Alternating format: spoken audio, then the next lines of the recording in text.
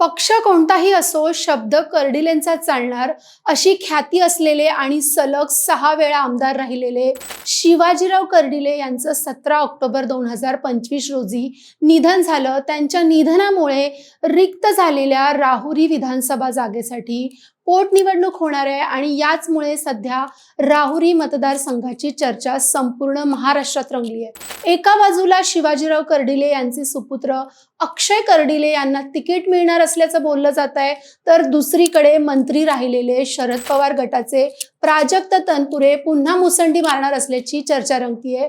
मात्र मुख्यमंत्री देवेंद्र फडणवीस यांनी ही निवडणूक बिनविरोध व्हावी अशी इच्छा व्यक्त केली आहे आणि राजकीय घडामोडींना वेगळंच वळण मिळालंय. नक्की काय शिस्त आहे राहुरीमध्ये आणि कर्डिलेंच्या पश्चात राहुरीची मुळा नक्की कोणत्या दिशेने वाहणार, जाणून घेऊयात आजच्या या व्हिडिओमधून. नमस्कार, मी आरती शिंदे आणि तुम्ही पाहताय लगावबत्ती. 21वे शतक सुरू झालं तेव्हा राहुरी म्हणजे शिवाजीराव कर्डिले हे समीकरण सुरू झालं. आधी अपक्ष, मग राष्ट्रवादी आणि नंतर भाजप या सगळ्या प्रवासात त्यांनी आपली ताकद कमी होऊ दिली नाही. 20 वर्षांपेक्षा जास्त काळ त्यांनी या मतदारसंघावर आपली पकड ठेवली. पण त्यांचं सर्वात मोठं वैशिष्ट्य म्हणजे त्यांचे विरोधकांशीही असलेले वैयक्तिक चांगले संबंध.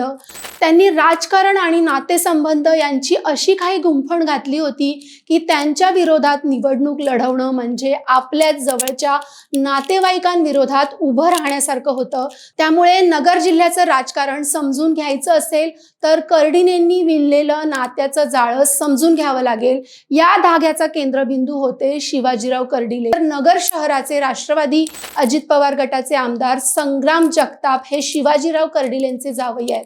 जगताप कुटुंबाची नगर शहरावर असलेली पकड आणि कर्डिलेंचा ग्रामीण भागातील प्रभाव यामुळे नगर तालुका आणि शहराचं समीकरण कर्डिलेंच्या मुठीत असायचं.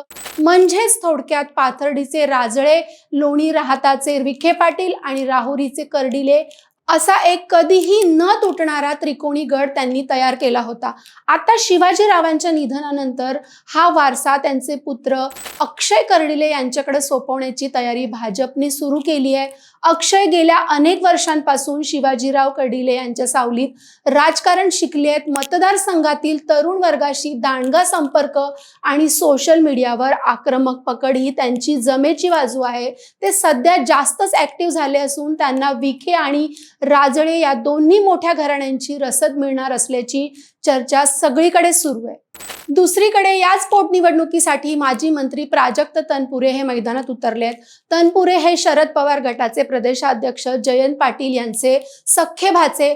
पण गेल्या काही दिवसातील त्यांची विधानं ऐकली की राजकीय विश्लेषक चक्रावून जात आहेत. तनपुरे एका बैठकीमध्ये असं म्हणाले की मी शरद पवार पक्षाचा कार्यकर्ता आहे, पण देवेंद्र फडणवीस यांनी सौर ऊर्जेच्या बाबतीत जे काम केलंय त्याचं कौतुक केलंच पाहिजे. आता प्रश्न असा पडतो की निवडणुकीच्या तोंडावर विरोधकांच्या मुख्य नेत्याचं कौतुक कशासाठी?